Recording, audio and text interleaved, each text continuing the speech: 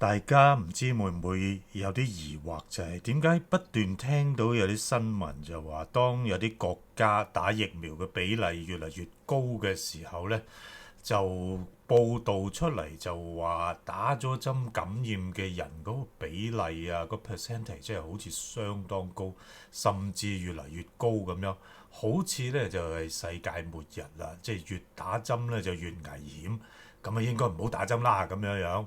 嗱，咁樣呢，就其實呢係一個錯覺嚟嘅。咁今日呢，我就用啲簡單嘅例子呢，就同大家解釋一下。咁我哋假設呢，有一條村咁計啦，呢條村裏面呢，就有1000人咁樣，咁就裡面呢，就佢哋推廣緊一個疫苗呢。呢個疫苗呢，嗰個有效率呢，就60%。有效率60%嘅意思咧，就即係話你打咗疫苗之後咧，你受感染嘅機會咧，就比起嗰啲未打疫苗嘅人咧，就低咗60%。咁另外咧，我哋又假設喺呢條村裏面咧，就喺冇打針嘅情況之下咧，就有5%嘅人咧就會受感染咁樣啦。咁好，咁初頭啦，疫苗未係咁普及嘅時候，咁就只有20%嘅人咧就打咗針，即係2成人打咗針。8成人係未打針嘅，咁我哋咧就睇一睇實際咧感染嘅數字係幾多。咁即係話咧有200個人，20%人打咗針啊嘛，嗰條村有1000人，就話有200人打咗針啦。如病毒一般嗰個傳染率咧會感染5%嘅人，咁但係你打咗針之後咧，佢就降低咗60%，咁即係話得翻40%啦。咁我哋咧就由5%再乘埋呢個40%，再乘200人咧打咗針都受感染嘅人咧就有4個人咁樣打咗針嘅。咁因為有800人咧係未打針噶嘛，咁800人未打針咧，呢扎人咧佢因為病毒嗰個感染率5%到啦，咁呢扎人因為冇打針咧5%就5%啦，冇減低到嘅，咁就話800人咧就乘5%，咁總共有40個人咧就係受感染嘅咁樣。咁如果我哋將所有受感染嘅人數加埋咧，總感染人數咧就40+4，即係總共有44個人咧就受感染咁樣啦。就最後咧又計翻一個綠色呢度咧，就係即係打咗針仍然受感染嘅人咧嘅比例係幾多？咁打咗針仍然受感染嘅人有4個人啦，所有即係受感染嘅人咧就有44個人啦。咁我哋計翻個 percentage 出嚟，即係話咧如果有20%人打咗針嘅話，咁呢條1000人嘅村咧就有9%嘅人咧係打咗針之後仍然都受感染啦。咁呢個機會率咧就唔係好高啫，係嘛？咁睇落咧就唔係咁得人驚。咁但係大家要留意喎，實際咧個數字係44個人都唔少啊嚇。咁好啦，咁我哋睇第二個情況啦。咁當大家咧都即係打針越嚟越多，8成嘅人都打咗針，剩翻2成嘅人未打針，咁又點樣呢？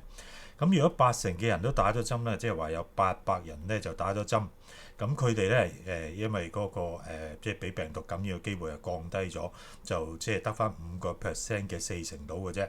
咁即係話咧，我哋又係800人咧，又乘5%，再乘40%，結果咧就係有16個人咧就打咗針，都仍然受感染嘅，打咗針都受感染喎。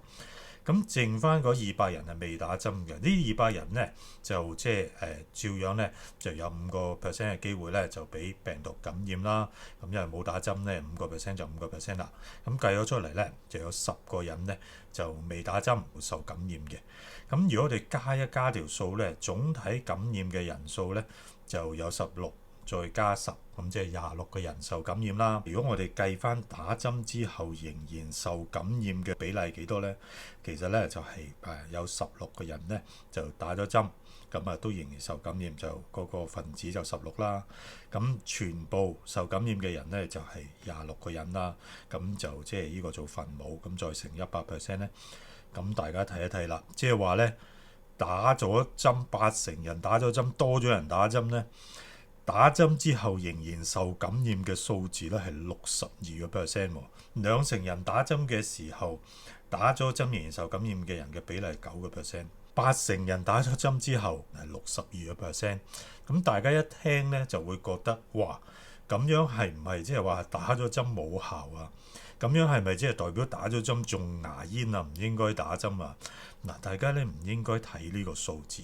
大家要睇一睇上面呢個紅色呢個數字，當條村裡面得20% 嘅人，兩成人打咗針呢，就有44個人受感染；八成人打咗針之後呢，就得返26個人受感染。即係其實呢，好明顯呢，就打咗針之後，呢條村呢，就係比較安全啊，嗰個 Covid 嘅情況係有改善嘅，咁所以係少咗一大堆嘅人咧就受感染嘅。當一個社區咧就打疫苗嘅人數越多，咁越少人受感染嘅時候咧，咁你如果淨係睇個打針之後仍然受感染嘅比例咧，就會越嚟越得人驚㗎。你一個數字會越嚟越大嘅。打咗針嘅人就算感染嘅機會減低咗好多都好啊。咁佢哋如果個人數真係多嘅話，多得犀利嘅話，幾少機會發生嘅事情，慢慢就會多㗎啦嘛，係嘛？即係話意思咧，即使打咗針，你感染嘅機會低咗，咁但係咧，如果越嚟越多人打咗針，本身可能1萬人打咗針，而家變咗10萬，而家變咗100萬，而家變咗200萬、1000萬咁樣。咁樣咧就點樣都會有機會咧，佢哋受感染，所謂 breakthrough 啦。咁其實咧，如果 breakthrough 冇乜症狀，其實唔應該叫 breakthrough 啊。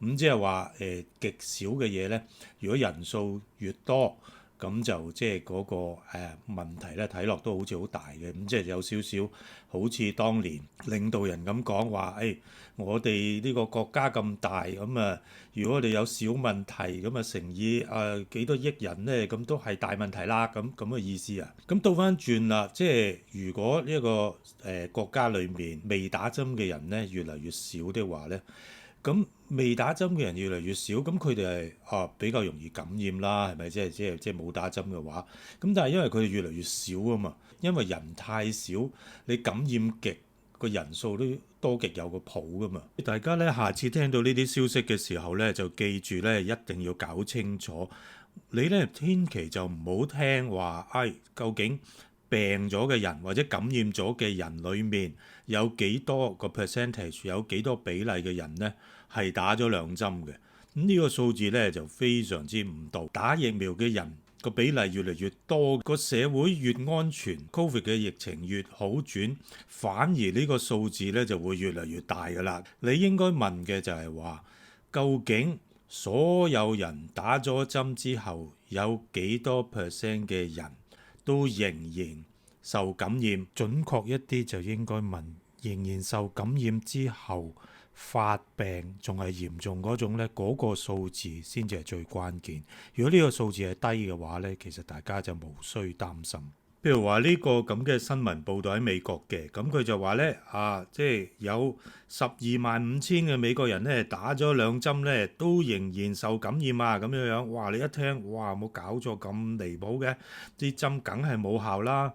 咁但係你睇翻啲細字呢，你就知道其實呢，總共呢就全國1月以嚟呢就有1億6,400萬人打咗針。咁就總共咧就有12.5萬人咧就證實咗打咗針都仍然受感染。